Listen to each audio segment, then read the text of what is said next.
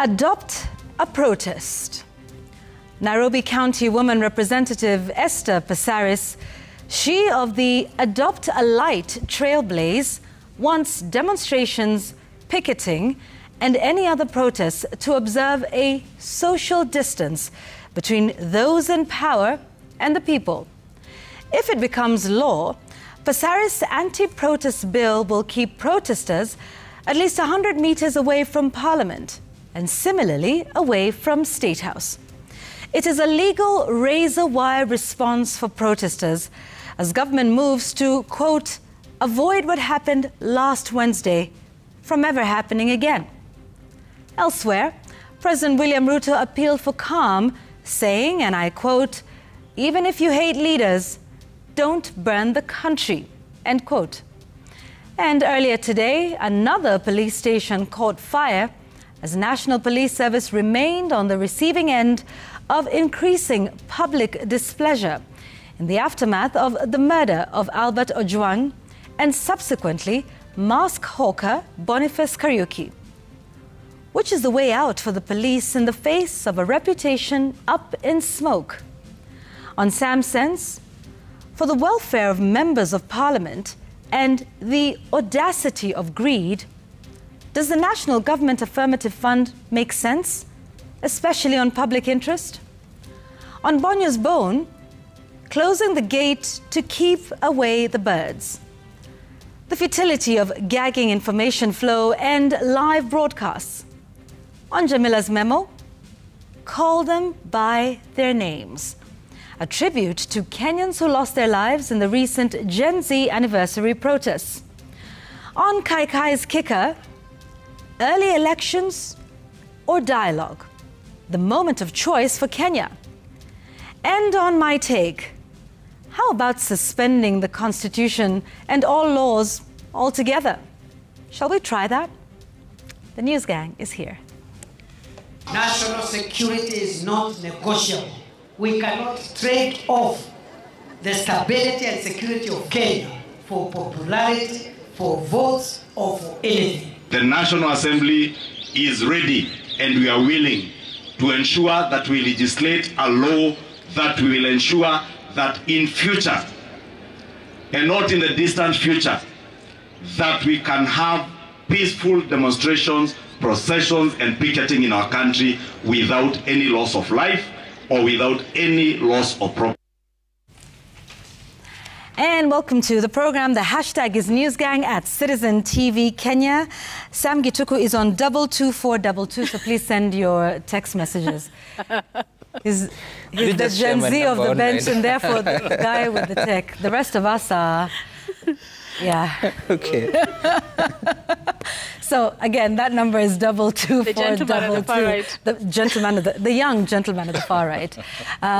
Yes. So you can see he's got the nice little fancy gadgets. So you'll be taking a look at your texts on that number, and as well on Twitter. Is it X? My age is showing. Good evening, everybody. Welcome to the program. So what a week it has been. 1 week since the first anniversary, or the protest to mark the first anniversary of June 25.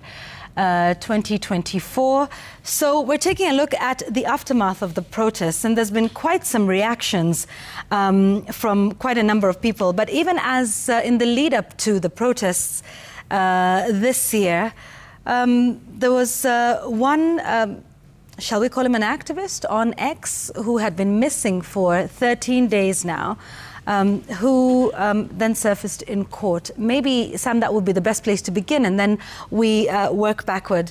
In terms of, 13 days missing, we'd heard of, the petition that was, put in court, the habeas corpus. Right. And then we saw him appear in court, reunited with his family.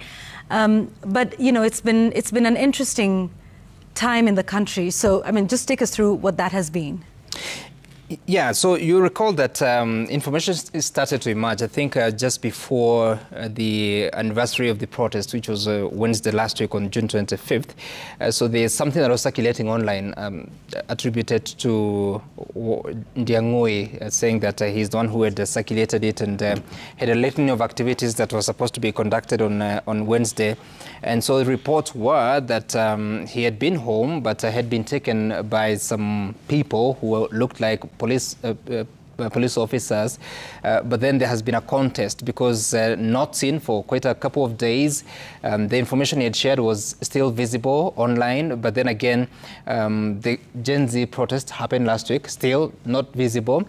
And then after so much, because there has been those applications that are saying in court, including conversations between the bench, in this case, the judge, and of course the participants of that particular matter, to an extent that you find Justice Chacha Mwita, who was talking about he doesn't want to hear much of drama. He wants to see Ndiang'ui produced. Maybe you can listen to that in 1.2 to exactly hear what Justice Chacha Mwita was talking about after what appeared like frustration that the matter was not progressing. There was no trace of Ndiang'ui. Watch. We are not interested in any other thing other than the human being. I am also interested, Your Lordship. Yes. Yes, thank you. So when can we get this human being? So let's stop doing drama and stick to what the Constitution speaks to. Right, and the judge had a reason when he cited that the receiving end of this particular matter, that is the DCI, had something to do with it.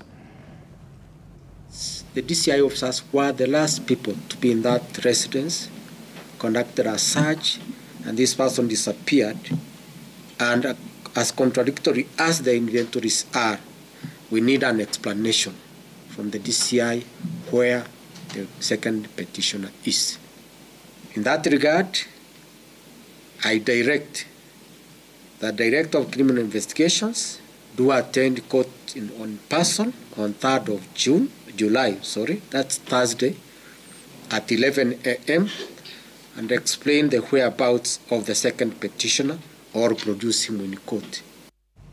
Yeah, so that's what the court had said. And of course, we saw the DCI appearing before court today to process that particular matter. But let's reflect on what DCI Amin Mohammed had said in regards to the whereabouts of Ndiang'ui. Ndiang'ui is not under the custody of the National Police Service. He is a person of interest to us, and wherever he is, I will urge that he submits himself and that he surrenders to the nearest police station. Yeah, so fast forward, you see that it is today that now receive information, especially coming from Mohamed Thuku, one of the lawyers representing Ndiang'ui and the family, coming out to say that he has received information that Ndiang'ui says that he has been in hiding after he feared for his life, that he would be wanted, would be put into police custody. So that's a very sensitive matter now, the point it is, to an extent that you even see the police service coming out and saying that this reeks of self-abduction, so much that we do not know now. Of course, the judge has given instructions that you cannot arrest Ndiang'ui up until he gives directions. Come the 18th of July, we see a very serious developing situation here, where you're also talking about who to trust. Is it the authorities? Is it the person who has been missing? Is it the court? What exactly are we dealing with? And I think, Yvonne, it's important to realize, in my opinion, how important these petitions are.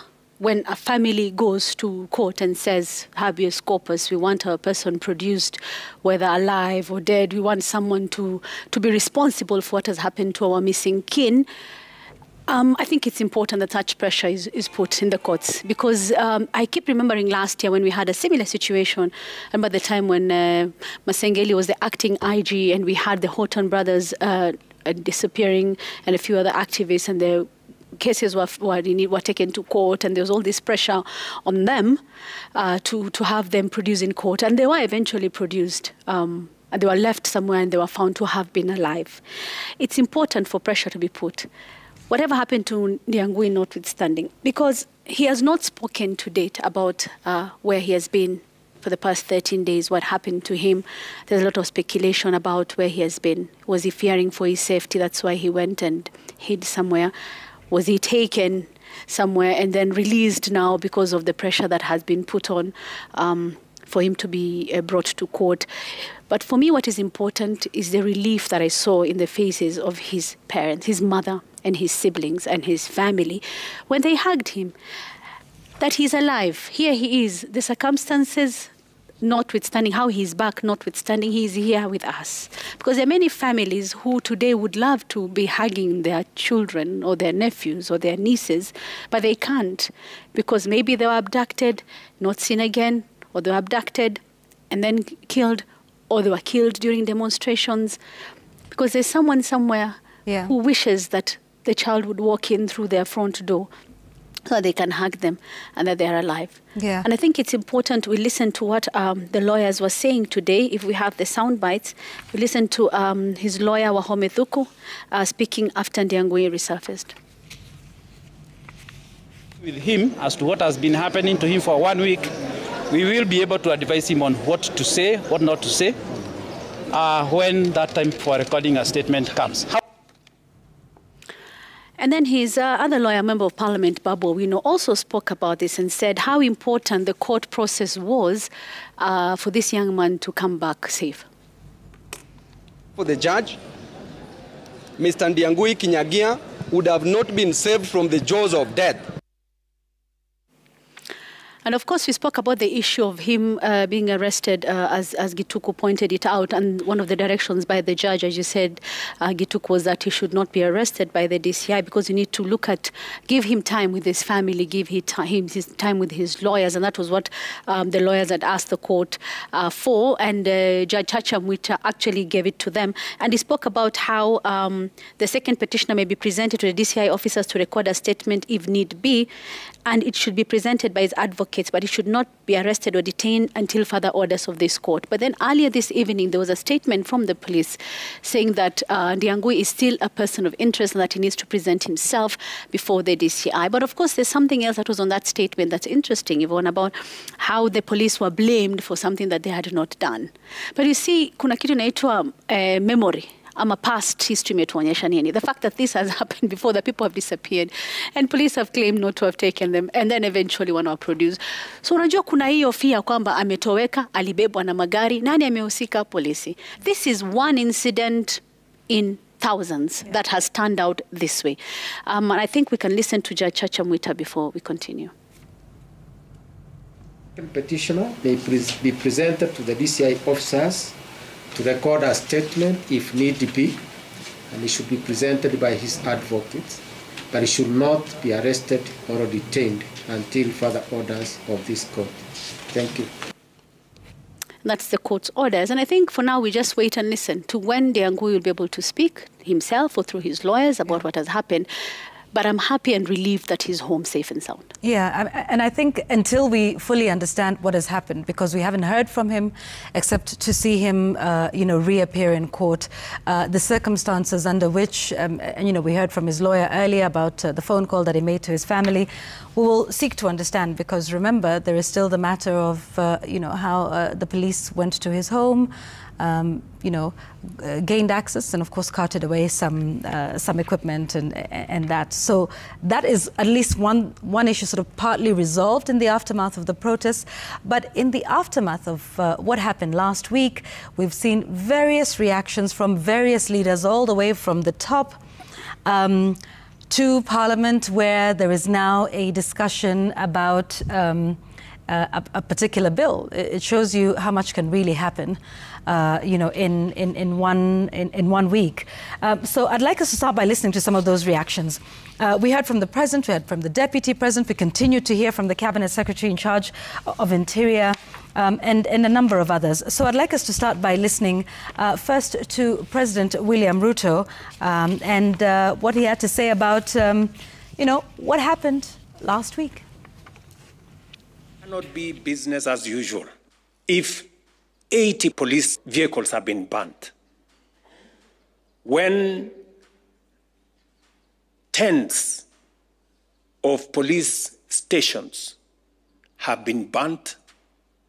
uniforms stolen, firearms stolen. It cannot be business as usual. It cannot be business as usual. We have to agree that things must change. And there was more in the firing line. I'd like us to listen to Deputy President Kithure Kindiki, and this is on him, slamming the diplomats. You'll remember that joint statement from 12 envoys in the country, whom in the wake of the protests put out a statement calling for restraint. But, nobody was left in the criticism of the events that took place.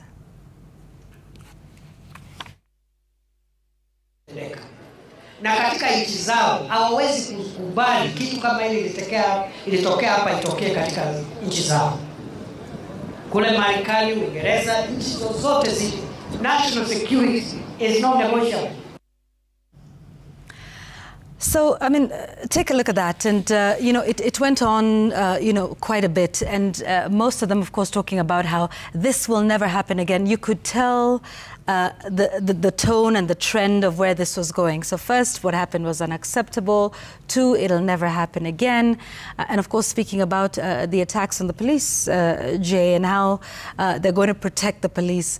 And it would seem this was a narrative that had been, obviously discussed and agreed upon, and you could see that trajectory, right? Won't happen again, we'll secure the police, and therefore you state the problem and the solution is, we will get to that in a moment. But, what do you make of the reactions that we saw over the last week? We all must agree that what we saw last week on Wednesday was unacceptable. That protest or demos must not degenerate into anarchy. That we all agree. That criminal elements getting to take advantage of what was deemed to be remembrance of people who were seeking for justice or lost their lives in the pursuit of what was important for this country should not have happened. However, the chain reaction from the highest office of the land tells you that maybe the management of all this has not been well. And that is why you see such kind of statements from the CS Interior and the whole chain of command there that is worrying and pointing to a trend that, if not checked, may again, once we have similar protest, lead to similar kind of confrontation. This is one administration that probably has faced protest every other year of its existence since it came to office. And that should clearly tell you that there's need to find what exactly is happening. Why these protests and why do they take the nature that they take? And I think this is not the time to prescribe laws to deal with that kind of things. And I know that is a conversation we're going to come into. But probably it's time to pause and reflect and ask the why. And how do we come out of it without grandstanding, without us versus them, without they are the bad people, we are the good people. It calls for reflections. It calls for a sit down and just trying to understand what exactly must we do so that we come into a balance. At any given time, we must also agree that the desires of the state and that of the people will never be the same. We all have our interests, but we must have a common ground that we sit and agree as a people that probably this is how we need to handle these things, because the high-handedness that appears to be the reaction will definitely agitate these young people and the people who are convinced that the state is on a very, very bad tangent and something needs to be put to a stop. So it is important that the holders of these offices take into cognizance that they are running a country that has got different interests and a generation especially that you cannot handle in the way in which you handle the generation that is sitting here apart from Samgit. It is very, very important. that they do that, because otherwise you'll be using a template that worked well for President Moi, worked well for Mzee Jomo Kenyatta, but will not work for these other people. Yeah, and that's a very interesting point you raise about just the tone of the messaging that came in. And I know you've talked about, you know, finding that balance between the desires and the needs, the desires of the state and the needs of the people.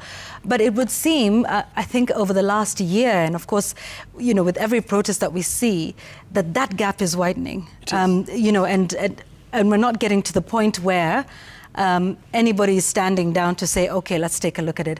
And all the reactions were marked with a tone of defiance, you know, a tone of we're standing here, we're standing our ground, you know, from government. Let's listen to Deputy President Kithure Kindiki, who talked about the issues of popularity and, you know, we are here to stay, you know, sort of whether you like it or not kind of a tone.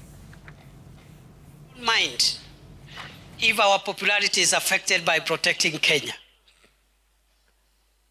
But we cannot step back and leave this country to anarchists and those people who don't believe in the peaceful resolution of national problems. Linus.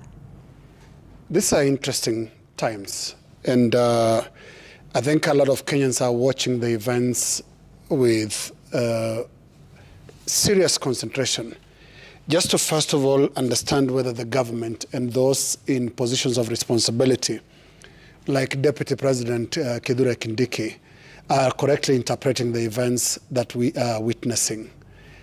They talk of anarchists, they talk of certain people who are breaking the law. Yes, indeed, we saw horrible things on Wednesday last week, in the manner of the fires in police stations, in the manner of fires in the streets, and violence that of different proportions around in some parts of the country.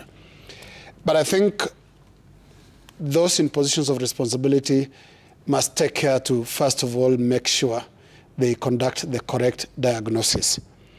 I say this because in this country we have a history of trivializing moments like this, and being narrow-minded in how we interpret it. And I want to illustrate this with the story of the attack on Mpeketoni, a terror attack that happened around June 2014, June 15th of 2014, when there was a terror attack in Mpeketoni. The next day, I think it was on the 17th of June, there was a press conference at the State House where President Uhuru Kenyatta said this was the work of local political networks. Right, yeah. What was he referring to? He was referring to the opposition at the time, led by Raila Odinga, which commanded quite a bit of the vote in the coast at the time. And he was also insinuating, you know, the ethnic angle, knowing that at the time, the area that was attacked had a particular community, and so most of the victims were from a particular community. So we have in government a culture that tends to lose sight of the big picture, because that press conference was totally trashed days, or is it weeks later, when the terror organization Al-Shabaab claimed responsibility. Not just claimed, but they released a blow-by-blow, terrible, horrible video to watch. If you got time to watch that video by Al-Shabaab on the Mpeketoni attack. We didn't see local networks. We saw a foreign entity, a terror organization, causing terror in Lamu. So, many years later, I think after 10 years of the attack on Mpeketoni, this happens, and we have the Interior Cabinet Secretary saying this is a coup attempt. Now, a coup attempt is something really grave. Maybe not in Kenyan terms, because the little attempt that was here in 1982, the 1st of August 1982, was more of a drunken stupor moment where a few officers went to KBC, well then VOK, and thought a coup is just about making that announcement. It's not that trivial. In countries that have gone through that, it is something very serious, and it can have very, very serious repercussions. I think, Jamila, you shared something about the overthrow of Mohamed Morsi, the president of... Yeah, it was today on 2013. This is the anniversary. Yeah. So coups are not carried out with stones and tear gas canisters. They are big gun events that actually involve very serious forces within government, and most of the time, if you're talking of a coup d'etat, which is a French expression, is a military coup. And so I think we throw around words about as a country, and sometimes as government, that it raises the question of how much thought do we go through before actually making a statement. Look, if there's one thing that we need to understand, don't be in a rush to make any statements, including even about protesters. Have the facts. And we have the instruments of state, instruments of investigation, instruments. Yes, we have a lot of talent of finding out what we're talking about. But we seem to have this rush to give a political answer to everything. And I think on this trend that we've seen, and we saw last week, reducing this to political, this side versus that side, is really, really myopic. We are missing the point, especially considering that Sam and his fellow Gen Zs have taken us through a year of restlessness, which needs to be explained. Yes. Yeah. What is it? Yeah. Why would somebody actually be so angry, saying the whole government must go? Yeah. I think last night here on the Jeff Koinange show, we had some Gen Zs who were active in the protests last year, sounding today, a year later, or last night, as if it is still last year. We're not explaining that. We're reducing that to the political sides, including very small battles between individuals that were once part of the same governing coalition. I think we need serious lessons in big picture statehood, because I think these are not mere riots. They are not, of course, a coup attempt, but they are an indication of a big, big social problem.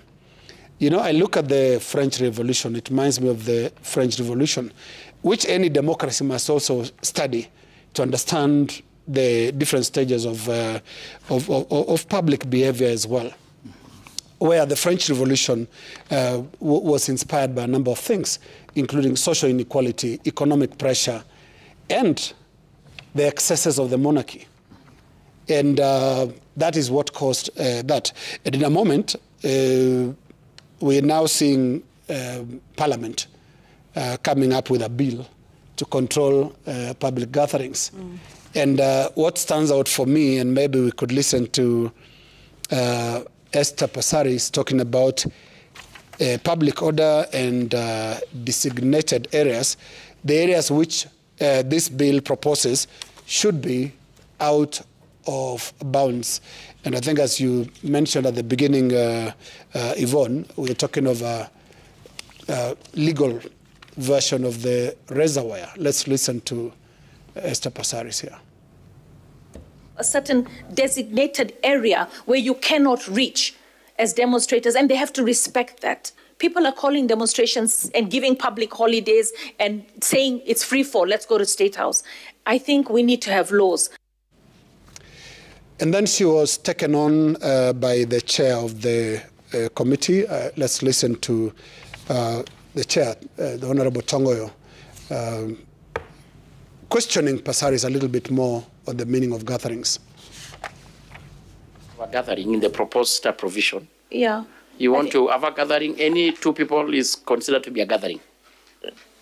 I think, Chair, there might have been a typo error. Might have been 200. Yeah, Public Order Act.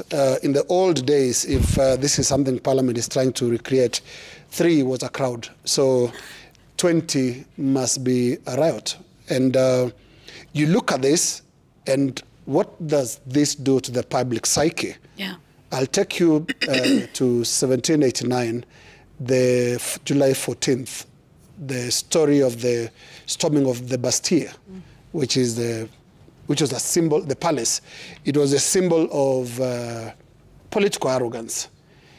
By creating laws like this that make areas where the governing, those who govern, based out of bounds by those who govern, you are setting yourself up for big, big trouble. And I think from the very beginning, this bill looks like something ugly, especially considering its implications. I think, Yvonne, for me, some of what was said about this bill, to some extent makes me feel like you're belittling why people go to protest. Because someone leaves their house, they're genuine protesters, to say, I'm going to protest, I'm going to agitate for this and that, for something that I believe in. And you're kind of belittling the reasons why people go out to protest. And they've been doing it, as you said, Linus, for a while now. We've seen this trend for a year. Things have not changed. But I think it's important to think about what next.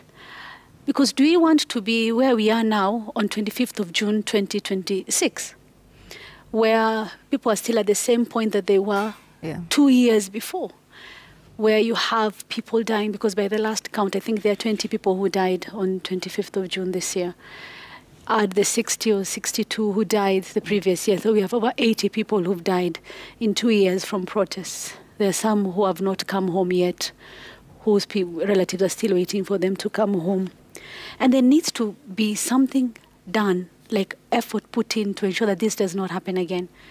I don't know what needs to be done, but in my opinion, one of the things is to listen. Just start listening to what people are saying. They are going to the streets for particular, because nothing has been addressed. Last year, promises were made. Yes, the finance bill was withdrawn, but according to the leader of majority, it was quietly brought back in at the end of the year.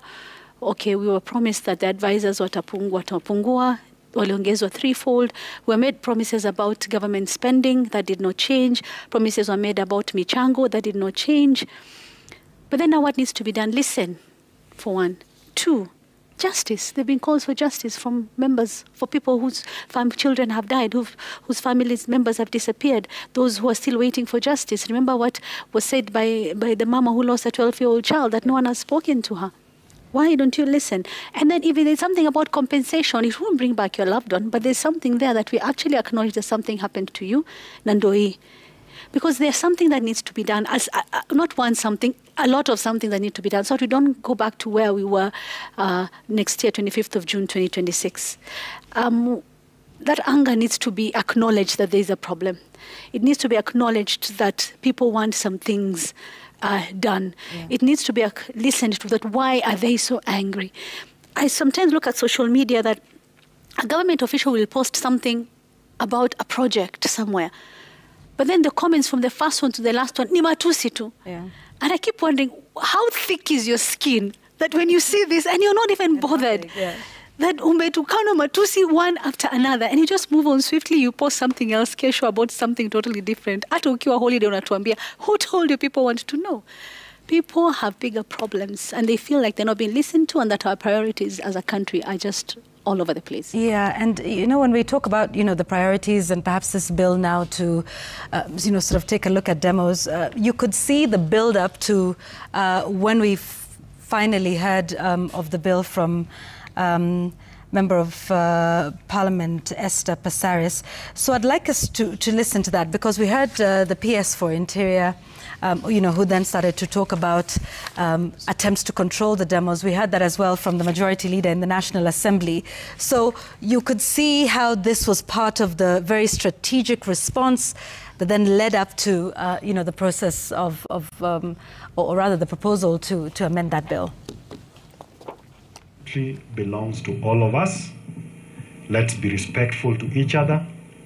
And when you're planning to demonstrate or to picket, you must be able at least to tell us when you will do it, what time, and who will be involved, so that those who don't want to participate in your demonstration must also be allowed to go about their businesses uninterrupted. Yeah, and then we heard from Kimani Ichung'wah as well on the same.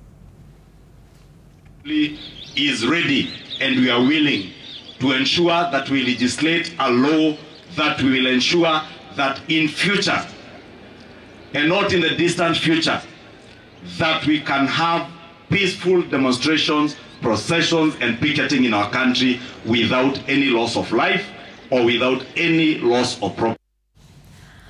Yeah, and so you can see that wasn't all. We also heard from the Cabinet Secretary in charge of Interior, where he talked about the importance of having a law that will clearly define who the organizers of the protest are, the purpose of the protest, when they want to have the protest, where they will start, the route they will follow. You know, of course, all of this exists in, you know, the process of notifying the police. That's, you know, that already exists. And again, the purpose of that is not to seek permission, but to notify. And then, of course, there was quite a bit of, you know, back and forth, whether there was a typo, is it, you know, where 2 or 3 are gathered, or is it 200? We will recall we've heard of typos in this country, you know, several times before. And by the way, is there a physical count, head count that?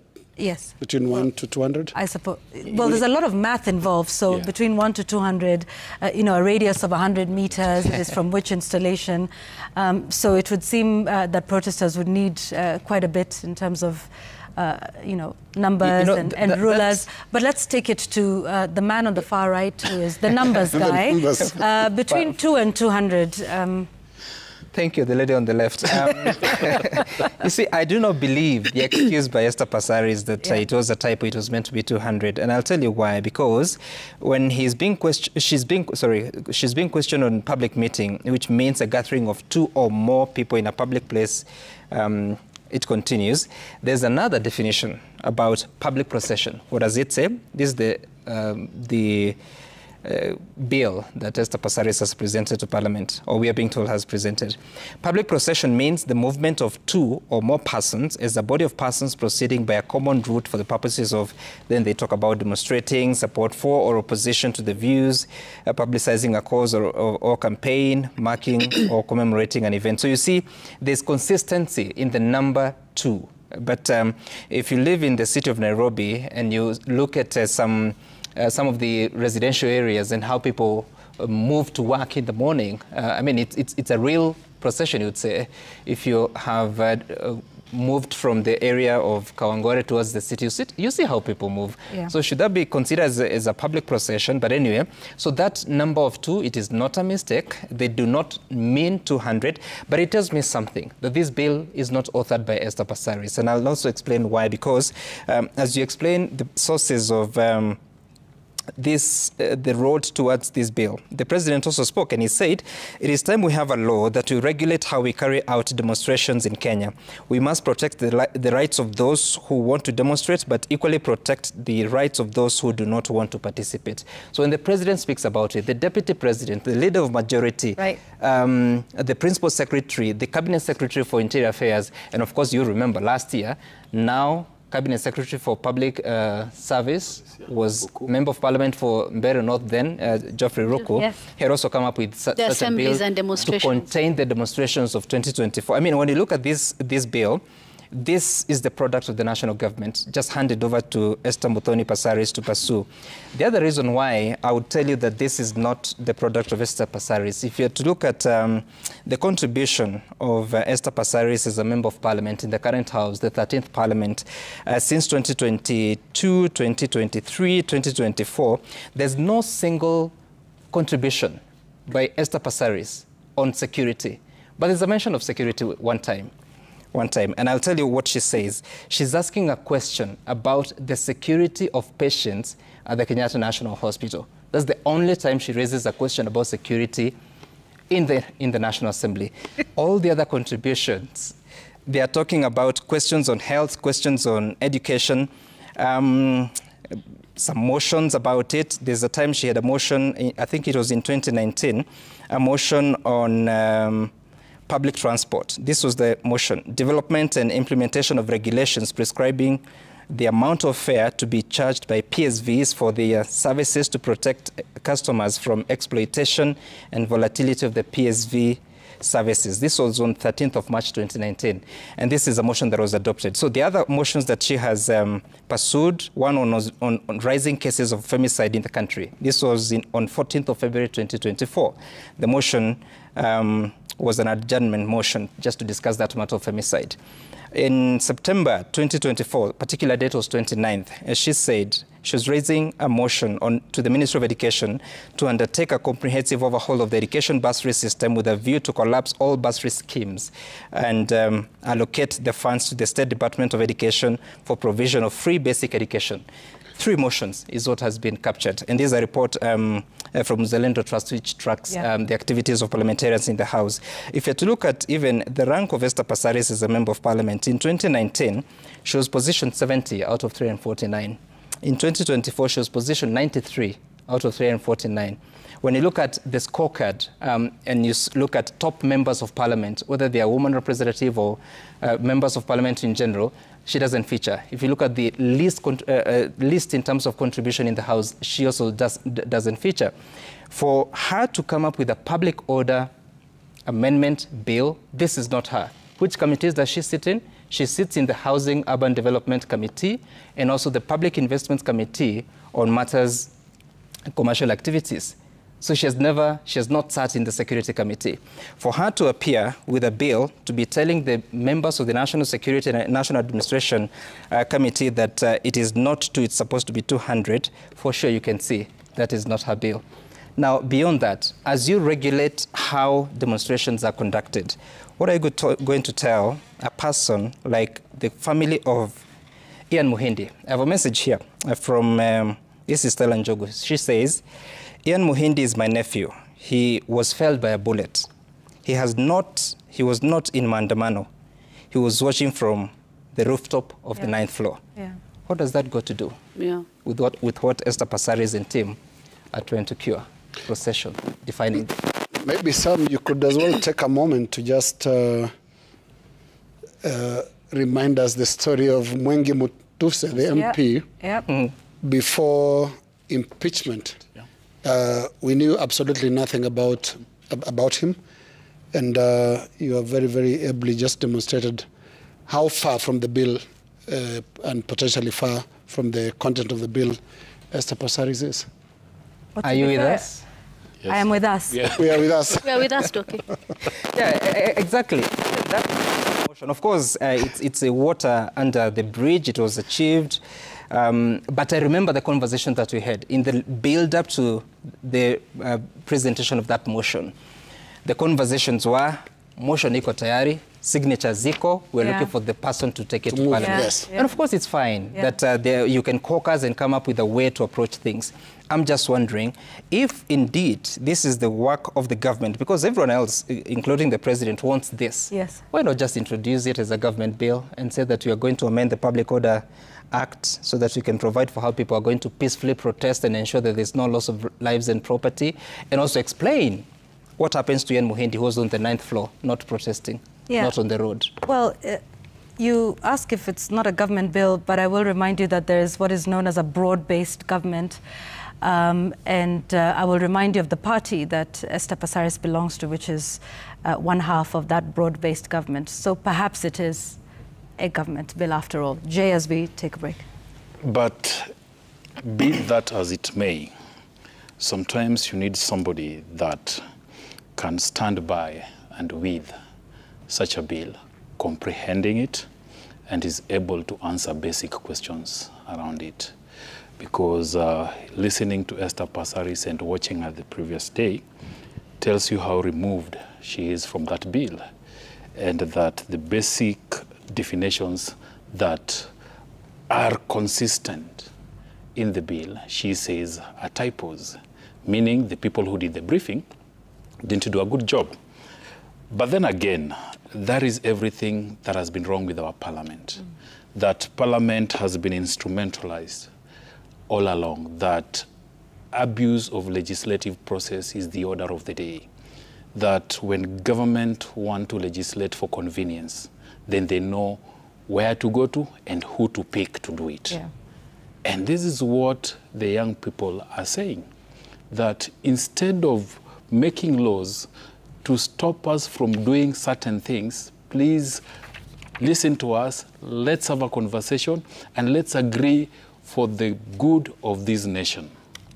Because if you look at that amendment that Esther Passaris, and we have demonstrated that this is not her amendment, it will tell you that people sat somewhere and thought that the events of June 25th, 2025 was as a result of lawlessness. No, it was not. It's simply the anger that is present. It is simply the people seeing that we are not being listened to, we are not being accommodated. And therefore, like I had said initially, go back to the root cause. Find out the why. Then, in finding out your why, you'll be able to get a solution. I'd want to recommend to the government that in as much as they feel that legislation would be the way out of this, they need to go back and read the law, because all these things they're trying to say are there. Are there, yeah. They are there in the laws of this country. So somebody just needs to implement or execute. If they have the political goodwill to do all these things, then we will not have such kind of embarrassment like we saw yesterday before that committee. Yeah, as we take a break, I want to just read an excerpt from an article that was published, an op-ed in today's Daily Nation by Senior Gitobo Imanyara, who says, this protest is not just about words, it is about presence. A demonstration at the gates of Parliament carries a different political and psychological weight than one hidden in a park 2 kilometers away. The government understands this, that's why it seeks to render protest inaudible, not by banning it outright, but by pushing it so far from power that it loses its sting. So that's, just an interesting perspective to, what this is about. But, even as we take a break and we want to talk about whether, what the tone is and whether there's an element of listening, the tone of defiance, was still prevalent. As we take a break, let's listen to President William Ruto responding to the calls by the youth out on the street. And this is what he had to say. Ruto must go. Tell me how you want me to go. What?